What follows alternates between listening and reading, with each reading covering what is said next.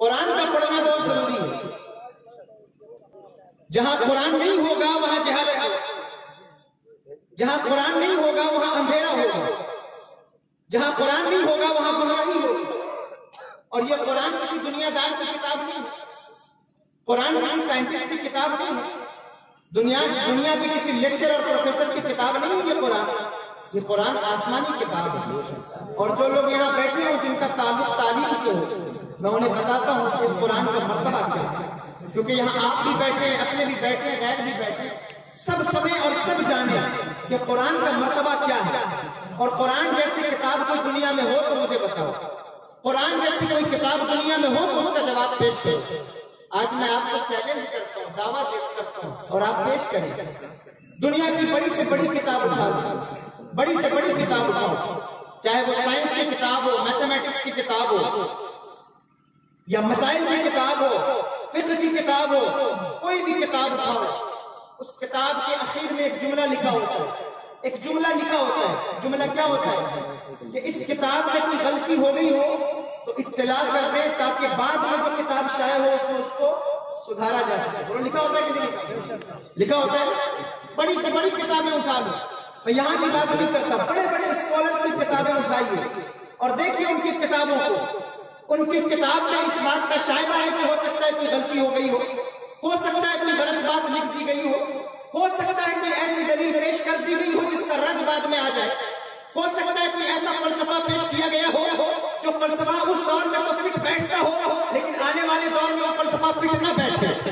ہو سکتا ہے کوئی ایسا قانون لکھا گیا ہو جو قانون اس دور میں تو صحیح ہو لیکن اس دور میں وہ قانون صحیح نہ بیٹھے. اس لیے کتابوں کے قانون بدلتے رہتے ہیں، کتابوں کے مدارج بدلتے رہتے ہیں، کتابوں کے فلسفے بدلتے رہتے ہیں، کتابوں کے طریقے بدلتے رہتے ہیں. لیکن اے شیخ پورہ میں رہنے والے مسلمانوں، آؤ میں تمہیں دعوت فکر دیتا ہوں. اللہ نے تمہیں ایک ایسی کتاب عطا فرمائی ہے، اللہ نے تمہیں ایک ایسی دولت عطا فرمائی ہے، اللہ نے تمہیں ایک ایسا تحفہ عطا فرمایا ہے. دنیا میں کوئی مائی کا لال اس کتاب کا جواب نہیں دے سکتا. سید عادل رضا قادری اعلان نہیں کرتا بلکہ مدینے سے میرے آقا اعلان کرتے ہیں، اللہ کا کلام اعلان کرتے ہیں. اور سید عادل رضا قادری کا دعویٰ بھلے ہی جھوٹا ہو جائے لیکن میرے نبی کا دعویٰ جھوٹا نہیں ہوگا، میرے رب کا کلام جھوٹا نہیں ہوگا. دنیا کی بڑی سے بڑی کتاب اٹھاؤ، ہر کتاب میں غلطی کا اندیشہ ہے، ہر کتاب میں داؤ کا شائبہ ہے. لیکن دنیا میں ایک ایسی کتاب ہے جس کے پہلے صفحے پہ یہ نعرہ موجود ہے، یہ دعویٰ موجود ہے. قرآن کہتا ہے کہ مجھے کھولو اور پڑھو اور یہ نعرہ لگاؤ کہ ذالک الکتاب لا ریب فیہ. یہ وہ کتاب ہے جس میں کوئی مائی کا لال غلطی نکال نہیں سکتا. یہ وہ کتاب ہے جس میں کوئی مائی کا لال کوئی قانون بدل نہیں سکتا. یہ وہ کتاب ہے جس کتاب میں کوئی مائی کا لال کوئی اندیشہ پیدا نہیں کر سکتا. ہر چیز کا ڈیٹیل ایکسپلینیشن اس کتاب میں موجود ہے. بولو یہ تمہارے لیے رحمت ہے کہ نہیں؟ کتنی بڑی بات، کتنی بڑی بات. آج آپ آسمانی کتاب کو اٹھا کر دیکھیں، چاہے وہ بائبل ہو، زبور ہو، انجیل ہو، لیٹسٹ بائبل ہو، ان میں کوئی غلطی نہیں نکالتا. یہ علماء بیٹھے ہیں ان سے پوچھئے. اللہ کہتا ہے ذالک الکتاب لا ریب فیہ. یہ لا ریب فیہ، یہ لا نفی جنس کا ہے. نفس کتاب میں کوئی غلطی نہیں ہے، کوئی غلطی نہیں نکالتا. اس لیے اس کا قانون بھی معظم ہے، اس کے قوانین بھی معظم ہیں، اس کا دستور بھی معظم ہے. اور یہ قدیم بھی ہے اور یہ کتاب جو ہے وہ آنے والے ہر زمانے کے لیے اپنا فرمان دیتی رہے. اس لیے قرآن سے جو قانون نکلے گا وہ قانون بدلا نہیں جائے گا. قرآن سے جو قانون نکلے گا وہ قانون بدلا نہیں جائے گا. اور دنیا کے سارے قانون اس قرآن میں، دنیا کے سارے قانون اس قرآن میں. اگر آپ سننا چاہیں تو میں تھوڑی دیر گفتگو کر دوں، اگر آپ کا مزاج ہو اور آپ صحیح معنوں میں سن رہے ہو تو میں تھوڑی سی گفتگو کر دوں ان نوجوانوں کے لیے. آج دیکھو ہمارے یہاں سے ابا اماں 10-10 لاکھ روپے جمع کرا کے لوگوں کو بچوں کو اندور بھیجتے ہیں، بھوپال بھیجتے ہیں. بچہ میرا پڑھائی کرے گا، وہ لوگ بھیجتے ہیں کہ نہیں بھیجتے؟ بھیجتے ہیں کہ بچے کو لکھنؤ بھیجا، اندور بھیجا، بھوپال بھیجا. اتنے بڑے بڑے انسٹیٹیوٹ، اتنے بڑے بڑے انفارمیشن کالجز ہیں کہ جہاں 10-10 لاکھ روپے لوگ دے کے تعلیم حاصل کرتے ہیں. لیکن ایک بات بتاؤ، کتنے اسکول ایسے ہیں اور کتنے کالج ایسے ہیں جو بچوں کے لیے اس بات کے لیے ذمہ دار ہو، رسپانسبل ہو کہ تمہارا بچہ تعلیم حاصل کرنے کے بعد برا انسان نہیں بنے گا. کوئی کالج ایسا ہے، کوئی اسکول ایسا ہے جو کہے کہ صاحب اپنے بچے کو میرے اسکول میں پڑھا دو تو تمہارا بچہ شراب نہیں پیے گا؟ کوئی اسکول ایسا ہے؟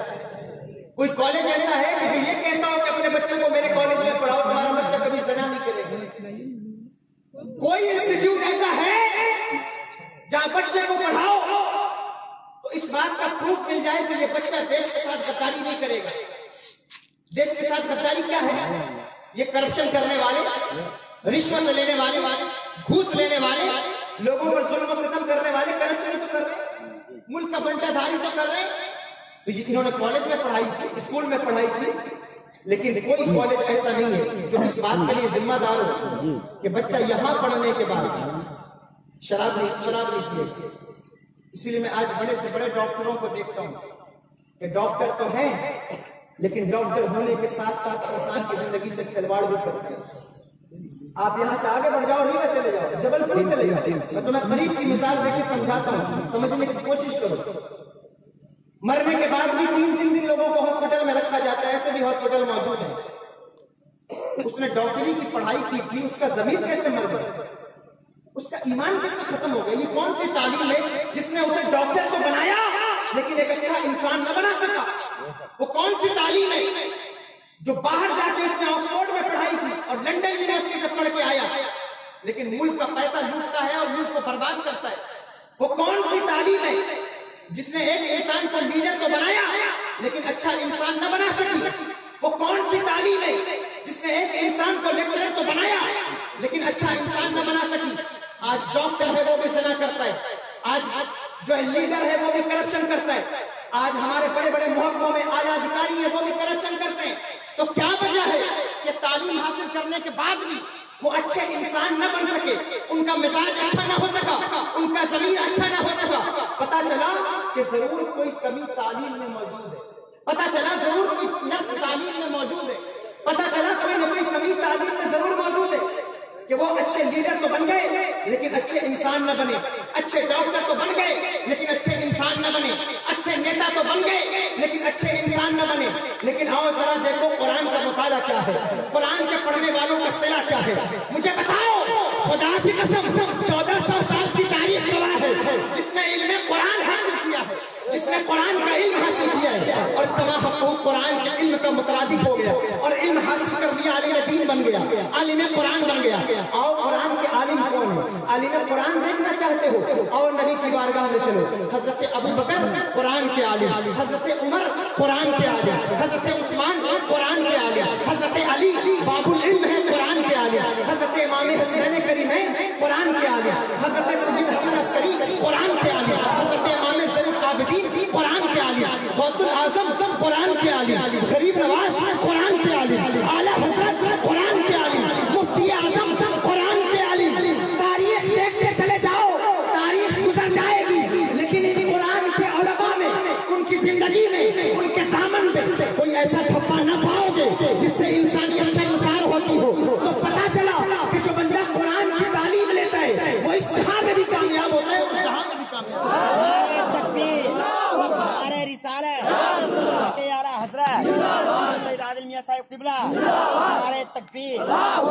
زندہ باد زندہ باد. جو بندہ قرآن کی تعلیم لیتا ہے وہ جہاں بھی کامیاب ہوتا ہے اور وہاں بھی کامیاب ہوتا ہے. اب ذرا غور کرو، تم نے دیکھا ہوگا اور تم نے اندازہ لگایا ہوگا یہ قرآن کی تعلیم کا اثر ہے کہ جب بندہ قرآن پڑھتا ہے، قرآن اس کا تعلق اللہ تبارک و تعالیٰ سے ہو جاتا ہے، تعلق اس کا رب سے ہو جاتا ہے.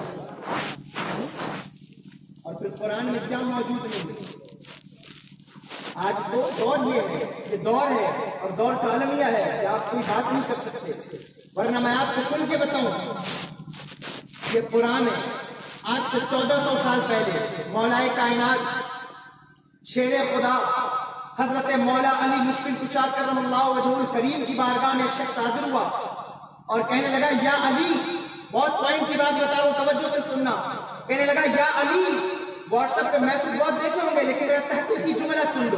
کہنے لگا یا علی، ایک بات بتائیں دنیا میں کتنے جانور ایسے ہیں جو بچہ دیتے ہیں اور کتنے جانور ایسے ہیں جو انڈا دیتے ہیں. توجہ ہے؟ سن رہے ہو بات کو؟ سن رہے ہو؟ سمجھ میں آ رہی ہے بات؟ مولا کائنات سے پوچھا، باب العلم سے کہا علی دنیا میں کتنے جانور ایسے ہیں جو بچہ دیتے ہیں اور کتنے جانور ایسے ہیں جو انڈا دیتے ہیں. مولا کائنات نے آنکھیں بند کی اور کھولی اور کہا دنیا میں جتنے جانوروں کے کان باہر ہوتے ہیں وہ بچہ دیتے ہیں. ارے واہ واہ سبحان اللہ سبحان اللہ. ارے واہ میری بات کہا جتنے جانوروں کے کان باہر ہوتے ہیں وہ بچہ دیتے ہیں، جتنے جانوروں کے کان اندر ہوتے ہیں وہ انڈا ہوتے ہیں، انڈا دیتے ہیں. مولا کائنات نے کون سی کالج میں تعلیم حاصل کی ہے، ان کے زمانے میں کون سی یونیورسٹی ہے، ان کے زمانے میں کون سی ڈسکوری ہے، ان کے زمانے میں کون سا نیشنل جیوگرافک ہے، کچھ بھی موجود نہیں ہے، لیکن قرآن موجود ہے. مولا کائنات نے قرآن سے جواب دیا، مولا کائنات نے قرآن سے جواب دیا. اب ذرا توجہ رکھنا، آج سے 3 سال پہلے کیلیفورنیا کا ایک بہت بڑا اسکالر، بہت بڑا سائنٹسٹ دنیا میں اس فارمولے کو لے کر نکلا کہ چلو ہم ڈھونڈیں گے کہ کیا واقعی مولا کائنات کی یہ بات سچ ہے، کیا واقعی مولا کائنات نے یہ بات صحیح کہی ہے. ڈھونڈنے لگا. اب ذرا دیکھو، غور کرو. ڈھونڈنے کے بعد واپس آیا، 3 سال اپنی محنت کرنے کے بعد واپس آیا. اس نے کہا میں نے دنیا کی 3 لاکھ پرجاتیوں کا مطالعہ کیا جو بچہ دیتے ہیں اور انڈا دیتے ہیں. میں دیکھنے صرف یہ گیا تھا کہ کیا واقعی جن کے کان باہر ہوتے ہیں وہ بچہ دیتے ہیں، جن کے کان اندر ہوتے ہیں وہ انڈا دیتے ہیں. میں نے 3 سال محنت کیے اور 1.5 لاکھ سے زیادہ سانپ، بچھو، گوجر، جانور، کیڑے مکوڑوں کی ذات اور پرجاتیوں کا مطالعہ کیا ہے. اور میں یہ کہنے پر مجبور ہو گیا ہوں کہ آج سے 1400 سال پہلے مولا کائنات نے جو فارمولا دیا تھا وہی فارمولا سچ ہے، وہی طریقہ صحیح ہے. اب یہ طریقہ کس کا ہے؟ نہ آکسفورڈ کا ہے، نہ لندن یونیورسٹی کا ہے، نہ انگلینڈ یونیورسٹی کا ہے. یہ طریقہ کس کا ہے؟ یہ قانون کس کا ہے؟ مولا کائنات نے جواب کہاں سے دیا؟ جواب قرآن سے دیا ہے. یہ قرآن کا علم ہے. جب بندہ قرآن کا علم حاصل کرتا ہے اللہ اس کے مرتبے کو بلند کرتا ہے. قرآن پڑھا کرو اور قرآن پڑھایا کرو. قرآن پڑھا کرو اور قرآن پڑھایا کرو.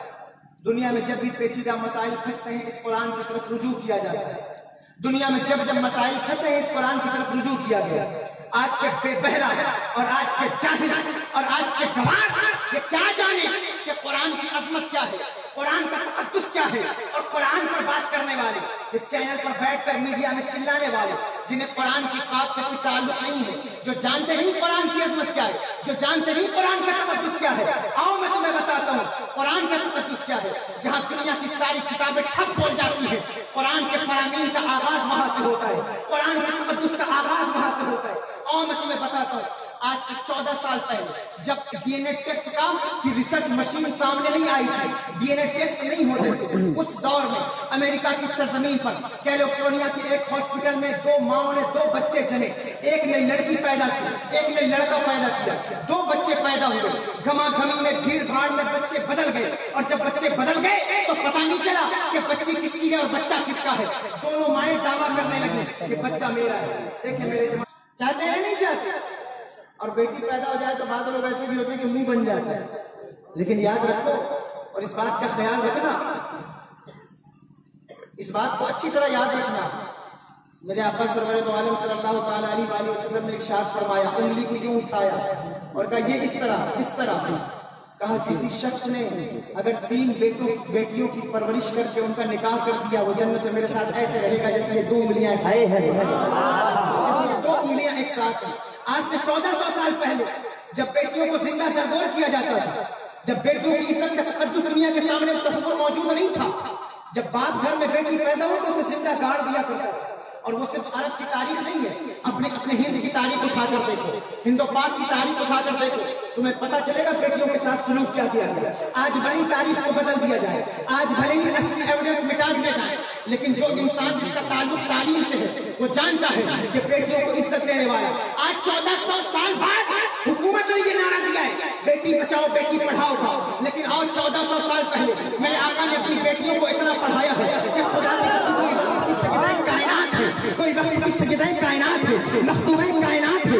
اللہ کے نبی نے اپنی بیٹی کو وہ تعلیم دی ہے کہ وقت کا باب العلم بھی جب کوئی مسئلہ پھنس جاتا ہے تو نبی کی بیٹی کی طرف نعرہ تکبیر، نعرہ رسالت، مسلک اعلیٰ حضرت عصمت فاطمہ الزہرا جشن شہدائے کربلا حضور سید عظمت اہل بیت، نعرہ تکبیر، نعرہ رسالت، حضور سید عالم میاں صاحب قبلہ، نعرہ تکبیر، نعرہ رسالت، زندہ باد زندہ باد۔ آج کا یہ نعرہ ہے، آج کا نعرہ میں برا نہیں کہتا، اچھی بات ہے، بیٹی بچاؤ بیٹی پڑھاؤ، لیکن یہ نعرہ تمہیں آج ملا ہے، لیکن 1400 سال پہلے میرے آقا نے نعرہ دیا بیٹی پڑھاؤ بیٹی بچاؤ۔ عرب کے لوگ جب بیٹیوں کو زندہ درگور کرتے تھے تو یہ لیڈیز سوسائٹی موجود نہیں تھی، یہ سوشل ورکر موجود نہیں تھے، یہ ٹی وی پر آ کر چلانے اور چیخنے والی عورتیں موجود نہیں تھی، اس دور میں گلا پھاڑنے والی عورتیں موجود نہیں تھی۔ عورتوں کے تقدس کو پامال کیا گیا، عورتوں کو ایک کھلونا بنا کر رکھا گیا۔ پوری دنیا میں انٹرنیشنل لا کے مطابق لڑکیوں کو بچیوں کو ایک کھلونا سمجھا جاتا تھا، دل بہلانے کا ایک سامان سمجھا جاتا تھا۔ اس دور میں میرے آقا نے ارشاد فرمایا کہ میری بیٹی فاطمہ میرے جگر کا ٹکڑا ہے، میری بیٹی فاطمہ میرے جگر کا ٹکڑا ہے۔ اس دور میں جب کوئی بیٹیوں کا احترام نہ کرتا تھا، جب حضرت فاطمہ میری نبی کی بیٹی تشریف لاتی، میرے آقا کھڑے ہو جاتے اور اٹھ کر اپنی بیٹی کے ماتھے پر پیشانی پر بوسہ دیا کرتے تھے۔ میرے آقا نے بیٹیوں کی عزت کو 1400 سال پہلے پڑھایا، 1400 سال پہلے پڑھایا، اور اس طرح پڑھایا، اس طرح پڑھایا، اس طرح تقویٰ عطا کیا، اس طرح پرہیزگاری عطا کی کہ خدا کی قسم اللہ رب العزت اعلان فرمائے گا میدان محشر میں، او انبیاء کی جماعت، او انبیاء کی جماعت، اپنی نظروں کو جھکا لو، لوگ پوچھیں گے وہ کیا ہونے والا ہے، آواز آئے گی، تمہیں معلوم نہیں ہے مصطفیٰ جائے رحمت کی شہزادی کا گزر ہو رہا ہے، اس شہزادی کا ارے بابا سبحان اللہ سبحان اللہ۔ سال پہلے اپنی بیٹیوں کو اتنا پڑھایا ہے۔ غور کرو، ہمارا المیہ یہ ہے اور افسوس یہ ہے کہ جب کوئی بات گھوم کر دوسروں کی طرف سے آتی ہے تم اسے قبول کر لیتے ہو، لیکن تمہیں اپنی تاریخ دیکھنے کا حوصلہ، تمہیں اپنی تاریخ سے آگہی نہیں ہے، تم جانتے ہو تمہاری تاریخ کیا ہے۔ آج میں باہر جاتا ہوں، میں دیکھتا ہوں، اچھی بات ہے، میں نے دیکھا مسلمانوں کو بھی، مسلمانوں کی آرگنائزیشنز ہیں، ان کی کمیٹیاں ہیں، سوسائٹیاں ہیں، سوشل ورکر ہیں، صبح صبح سڑک پر جھاڑو لگاتے ہیں۔ میں نے پوچھا یہ کیا کر رہے ہو؟ کہتے ہیں یہ سوچھ بھارت ابھیان چل رہا ہے۔ میں نے کہا اچھی بات ہے، سوچھ بھارت ابھیان چلاؤ، مودی جی نے چلایا ہے، دیش کے پرائم منسٹر ہیں، ظاہر ہے جو قاعدہ دیں گے لوگوں کو اپنانا پڑے گا، کوئی بری بات نہیں ہے، اچھی بات ہے، گاؤں بھی صاف کرو، محلہ بھی صاف کرو، نالیاں بھی صاف کرو، سب کچھ صاف کرو، لیکن میں تم سے پوچھنا چاہتا ہوں یہ صفائی کا ابھیان آج شروع ہوا ہے، لیکن تم نے تاریخ مصطفیٰ نہیں پڑھا۔ آج سے 1400 سال پہلے میرے آقا نے قانون دیا تھا، نظافت رسول کی سے لے کر مدینے میں بھی لگاؤ، کعبے میں بھی لگاؤ، اور مصطفیٰ جانے رحمت کی صفائی کا طریقہ کیا تھا؟ وہ صفائی ایسی نہیں تھی کہ صرف محلہ صاف ہو جائے اور دل میں ایک دوسرے کی دشمنی پیدا ہو جائے، وہ صفائی ایسی نہیں تھی کہ صرف جو ہے وہ محلہ اور گاؤں صاف ہو جائے اور دل میں ایک دوسرے کی نفرت پیدا ہو جائے، وہ صفائی ایسی نہیں تھی کہ اوپر سے جھاڑو بھی لگاتے رہو، نیچے سے ایک دوسرے کو گالی بھی دیتے رہو، نہیں، میرے آقا نے جو صفائی کا طریقہ دیا تھا دنیا میں کوئی مائی کا لال صفائی کا طریقہ نہیں دے سکتا۔ کیونکہ میرے آقا نے جو صفائی کا طریقہ دیا، جو جھاڑو عطا کی، وہ جھاڑو سب سے پہلے دل پر لگاؤ، دل سے نفرت کے کیڑے اور بغض حسد صاف ہو جائے، آنکھوں پر لگاؤ، آنکھوں سے بے حیائی کے پردے اتر جائیں، سماعتوں پر لگاؤ، سماعتیں پاکیزہ ہو جائیں، پھر اس کے بعد گاؤں میں لگاؤ، گاؤں بھی صاف ہو جائے، معاشرہ بھی صاف ہو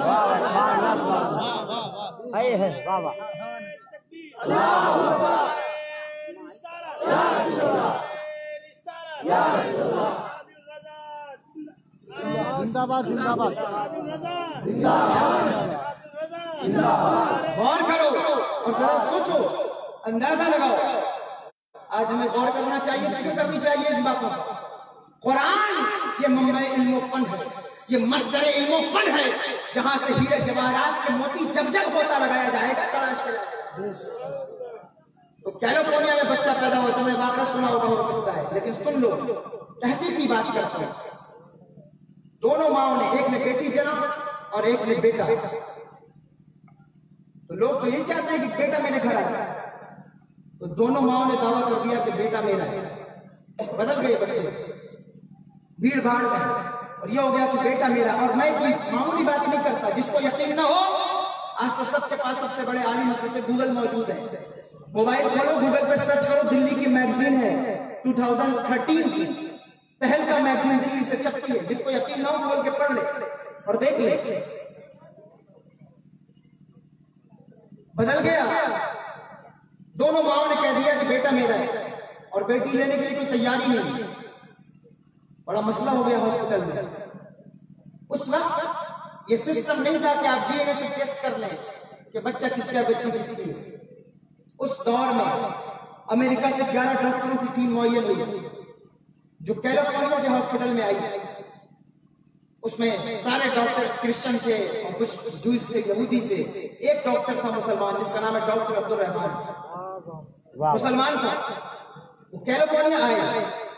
جب آئے انہوں نے ریسرچ کرنا شروع کیا کہ کیسے پتہ لگائیں کہ بچہ کس کا ہے اور بچی کس کی ہے، اور خوب تحقیق کی. کوئی مسئلہ حل نہیں ہو پایا. تو لوگوں نے ڈاکٹر عبدالرحمان سے کہا ہم نے سنا ہے قرآن میں ہر چیز کا جواب موجود ہے، قرآن میں ہر چیز کا ہر قانون موجود ہے، تو ذرا پتہ لگائیے کہ یہ بچہ کس کا اور بچی کس کی ہے. ڈاکٹر عبدالرحمان کہنے لگے میں عالم تو ہوں نہیں لیکن میں ضرور پتہ کروں گا. انہوں نے علماء سے رجوع کیا، علماء کی طرف آئے، علماء سے پوچھا، جواب ملا. جواب ملنے کے بعد واپس گئے اور کہنے لگے ان دونوں ماؤں کے دودھ کا لیبارٹری ٹیسٹ کرایا جائے. کیا کرایا جائے؟ لیبارٹری ٹیسٹ کرایا جائے اور دیکھا جائے کہ ان ماؤں کے دودھ میں، جس ماں کے دودھ میں سنگل پروٹین ہے اس نے بچی کو جنم دیا ہے، اور جس ماں کے دودھ میں ڈبل پروٹین ہے اس نے بچے کو جنم دیا ہے. جس ماں کے دودھ میں ڈبل پروٹین ہے اس نے بچے کو جنم دیا ہے، اور جس ماں کے دودھ میں سنگل پروٹین ہے اس نے بچی کو جنم دیا ہے. تو لوگوں نے ٹیسٹ کرایا تو پتا چلا کہ ہاں اس کے دودھ میں سنگل پروٹین اور اس کے دودھ میں ڈبل پروٹین ہے. تو مسئلہ تو حل ہو گیا. کہنے لگے کہ ڈبل پروٹین والی جو ہے وہ بچے کی ماں ہے اور سنگل پروٹین والی بچی کی ماں ہے.